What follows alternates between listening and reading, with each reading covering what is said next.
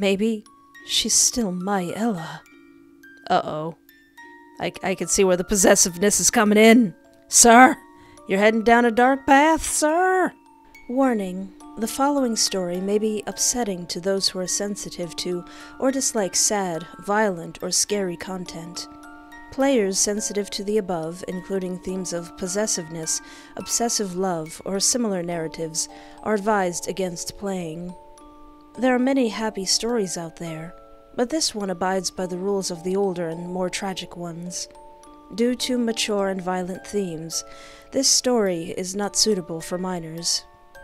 Hello and welcome to my YouTube channel. I am Espoir David, and today I'm going to play a game called Bad End Cinderella.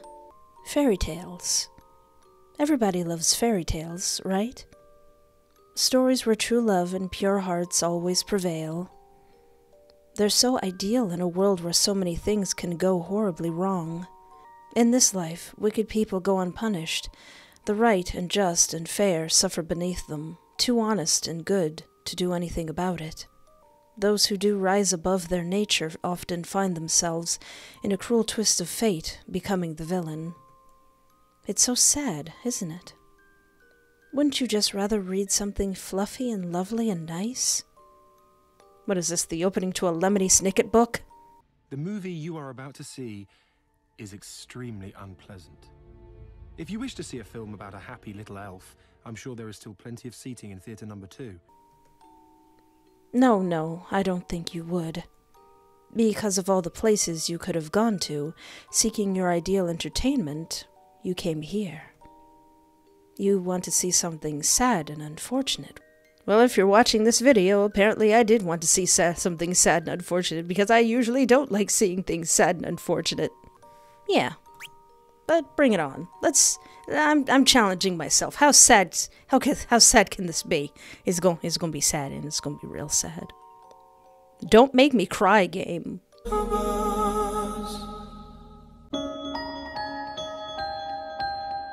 Then you've come to the right place. I happen to have with me a very sad story to tell. It's a story about a man driven to madness, desperately pining after the woman he loves. A woman he let slip through his fingers many years ago. He's such a sad man, you know. But as unfortunate as his plight is, his own end is nothing but his own fault. I wonder if you're hoping he dies. I hope not. Or maybe you think you can find the good ending. Yeah. I don't think you can. I'll take that bet. Men who choose love for no other reason than to satiate their heart's desires aren't ever truly in love. They're only vacuums. They're only creatures too sick and starved to ever survive. Sensing a little bit of resentment there. Who are you, disembodied voice? Dang it! What do you mean everybody knows?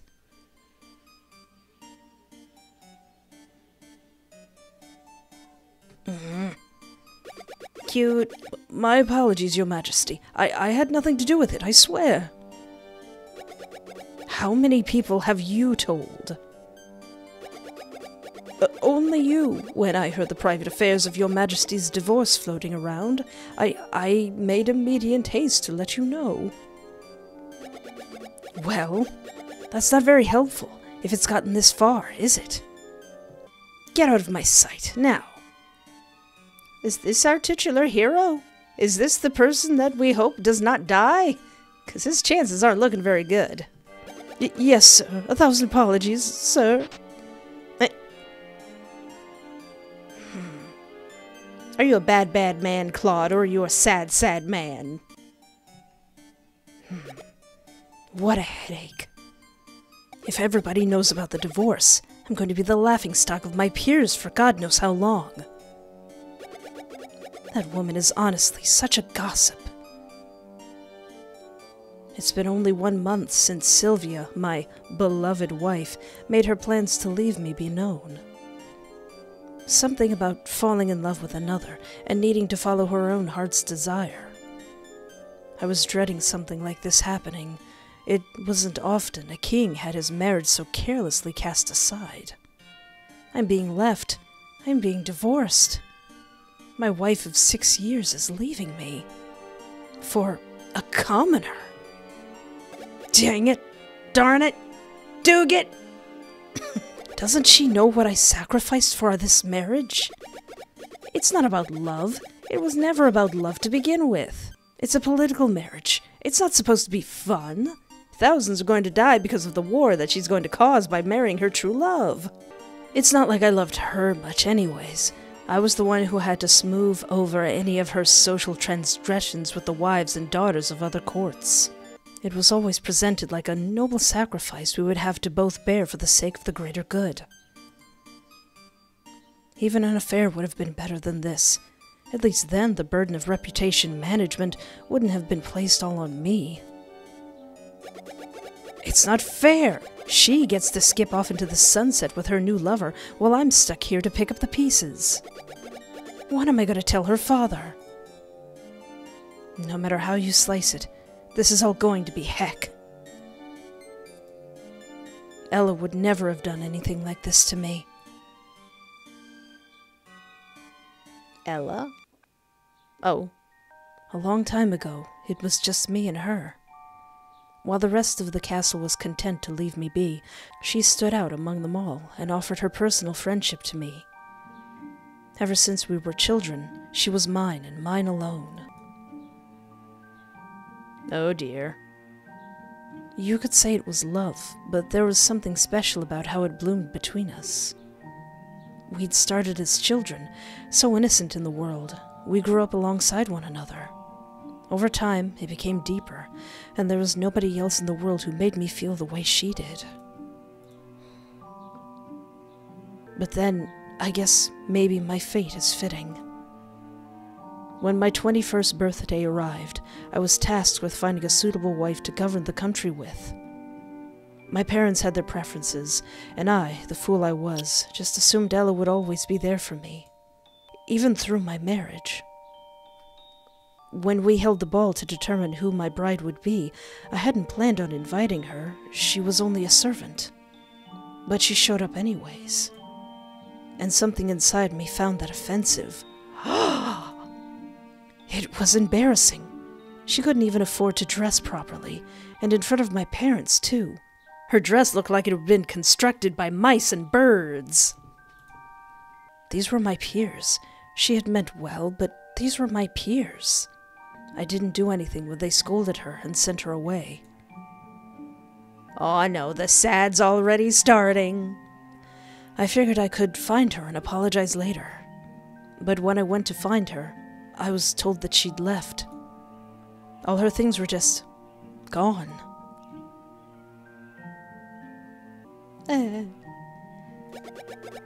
Could anyone blame me, though? You've got to do what you've got to do. Surely there was something else we could have worked out. At least, that's what I tell myself. This isn't the first time Ella crossed my mind. Not by a long shot. Sure, Sylvia was beautiful and affluent. She was the cream of the crops, a bride to be envied by suitors far and wide. She had such an innocent glow, and a spellbinding allure. I was about to recover from my loss, temporarily. I poured my heart into Sylvia. Then we married, and I became king. I was no longer her fairy tale prince. I became an obstacle to be avoided, and yet a resource to be harvested. We'd begun to fast loathe one another quite easily. Aw. During the coldest moments of our marriage, my mind began to drift towards the warmth I'd felt with Ella. Some nights, it was all I had to fall asleep with. She would float in and out of my mind like a ghost fermented in my misery. Oh, my darling Ella. If only you'd stuck around. I wonder if she misses me at all. I wonder if she ever moved on. No, she wouldn't have done something like that, would she? She'd never just move on. I think you're lying to yourself, friend. No way! How could I have been so stupid? How in all these years have I never considered that she could find anyone else? The thought is making my skin crawl. Maybe she's understood the situation. Maybe she gets it. Maybe she's still my Ella. Uh-oh.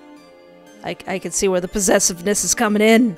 Sir, you're heading down a dark path, sir. If not mine, who else's? Dang it. It hits me like a ton of bricks. I'm about to be alone for the first time since she's left. And I don't even have my consolation prize to show for it. I'm the laughingstock of the kingdom, and for what now? Why does it boil my blood to think that maybe she's no longer mine? For so long, I just assumed she would remain the way I remembered her. But it's not uncommon for women to find other men too, is it? In fact, for all I know, some other guy could have swooped in the second she left. How do I even know she didn't leave with another guy? My Ella wouldn't do something like that, would she? She would never leave me forever. Oh, honey, I guess it shouldn't matter too much either way. It was just a fling. What she's doing right now shouldn't interest me. It's just the divorce in my head. It's making me irrational. I can't be so hung up over.